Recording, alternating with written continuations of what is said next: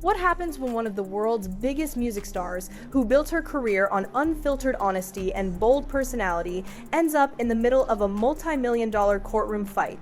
That's the question people have been buzzing about as Cardi B faced a civil trial that drew not only reporters, but also millions of curious fans online.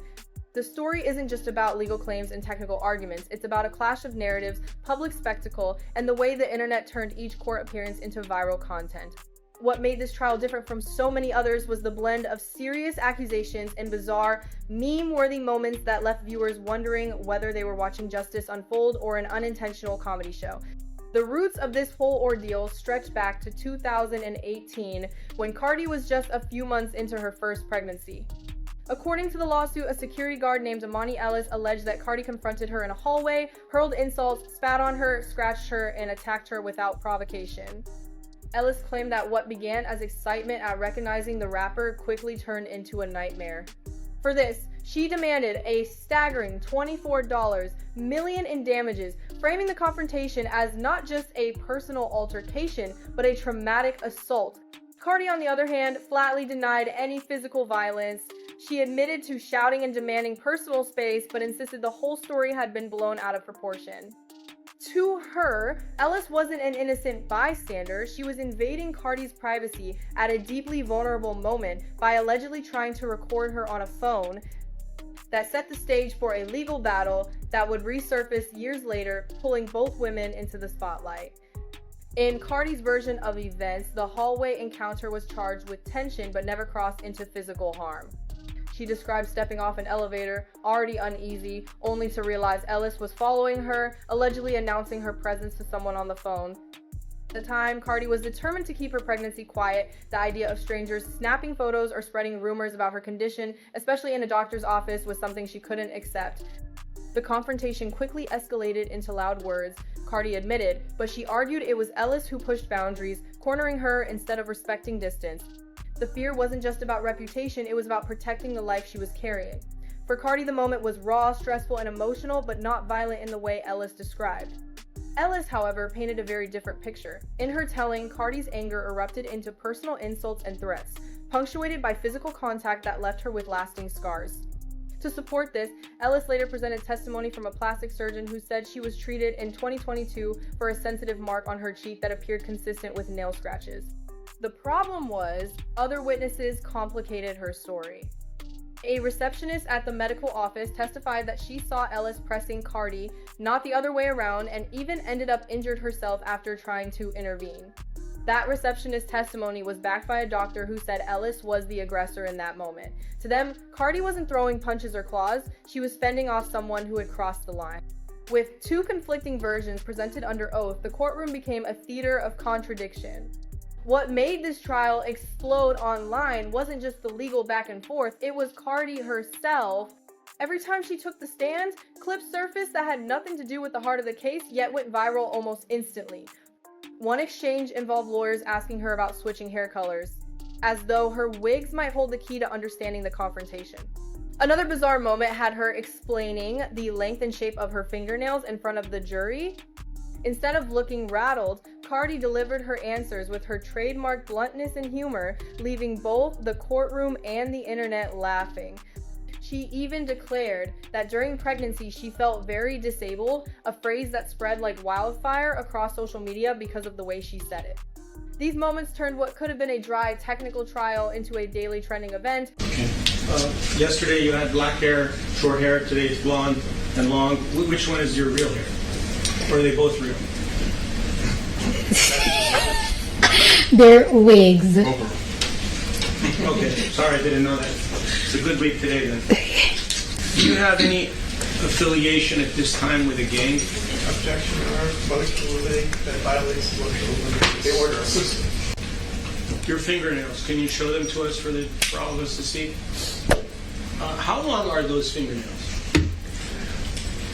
Just your best estimate.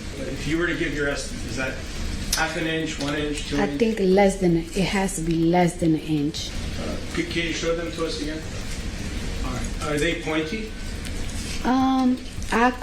These are not, to me, are not pointy. They're like circle, oval. If I wanted you to change them to 3-inch nails. How long would it take for you to do that right now? Well, it really depends. Like these are like glued on, so they will be a little bit quicker. Sometimes I do acrylic, which can last me on for 2 weeks. I will literally have to take like 2 hours to melt them off. Beyond the testimony, Cardi's style choices became part of the spectacle. Each day, she arrived at court dressed as though it were another high-profile appearance, wigs and outfits carefully selected, drawing the kind of attention usually reserved for red carpet events. Fans debated not just the merits of the case, but also what she wore, what expression she made, and how she handled cross-examination. It was as if the legal system had collided with celebrity culture, and everyone was glued to the feed. The seriousness of the accusations wasn't lost on anyone, but the way it was presented, part soap opera, part fashion show, gave it an unusual energy. You said she's bigger than you, is that correct? Absolutely. How do you know that? I mean, look. I'm looking, I don't agree with that. What is your basis? Are you saying she's physically bigger, she's taller? I mean, you have her medical records, I don't right? have anything. I'm asking you the question. I mean, I was 130 pounds at that time. So she's overweight, right? In your opinion. Objection, relevant. She's a little... You don't need to answer me. Okay. Did you call her fat? No, I was calling her a bitch. Tell us in your own words what you said.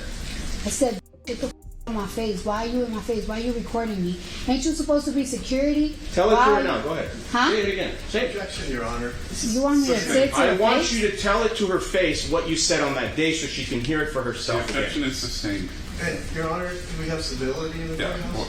And if you wanted to scratch or cut her face with your right hand or your left hand, if you wanted to do it, you could have done it, correct? But You're not didn't. disabled, But right? I didn't because I had a baby inside me. Are you disabled? Yes or no? At that moment, when you're pregnant, I'm very disabled. You want me to tell you the things I can't do? Fine. What was your months? 4 months? 3 months? 3 to 4 months. Fair enough? For what reason over your head? To protect your identity? It could be very... I don't really want people to recognize me. My hair not done. My makeup not done. I probably just woke up.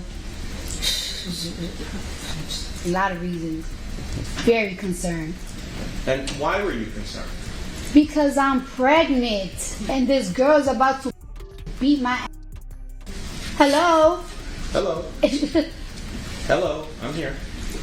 It's my phone. You're in my building. That's what she was telling me. And she was like, she also was saying like, 'cause I don't give a f- who you are. I don't give a f- who you are. She's much taller, but she was practically my height. But she is like, What? Say it. security heavy. What does security heavy mean? Just tell us. There's no harm. What does that mean? Like she just looks a little like she could protect the building type big. You know what I'm saying? She just Right. looked more developed than me. As the trial dragged on, Ellis's credibility came under increasing scrutiny. Early statements she had made about the encounter seemed inconsistent with later testimony, and Cardi's team used this to argue that the case was less about justice and more about money. They cast Ellis as someone attempting to cash in on Cardi's fame, tarnishing her reputation along the way. Cardi herself told the court that she was baffled when Ellis accused her of physical assault, reiterating that the exchange never escalated to that point. Witnesses who said they saw no injuries on Ellis at the time only reinforced her defense. Eventually, after all the memes, all the testimony, and all the drama, the verdict came down. Cardi B was found not liable in the $24 million lawsuit. Outside the courthouse, she addressed reporters with a mix of relief and frustration. She admitted the trial had weighed heavily on her life, interrupting her music rollout and even causing her to miss her child's first day of school. It was, in her words, an exhausting distraction. Yet, even as she expressed disappointment about what she'd lost during the trial, fans couldn't help but note how much visibility she had gained. The memes, the coverage, the spectacle, it all kept her name trending at a time when she was preparing to release new music In the end, this wasn't just about whether or not Cardi assaulted someone in 2018. It became a broader story about fame in the internet age, about how celebrities navigate privacy, about how courtrooms themselves can become stages when cameras and social media get involved. The memes may fade over time, but the trial will always be remembered as another chapter in Cardi B's unpredictable journey. Some people will look at the verdict and see justice served. Others will wonder whether truth got lost in the chaos of entertainment. But one thing is certain, this case showed once again that in today's world, the line between legal drama and viral spectacle is thinner than ever. And now the question lingers, was this really a lawsuit about personal harm, or was it just another performance where the audience couldn't look away? As Cardi B walks out of the courthouse, free of liability, her career rolls on and the internet moves to its next obsession. But the echoes of this trial remind us of one thing. When celebrity and controversy collide, the world will always stop to watch.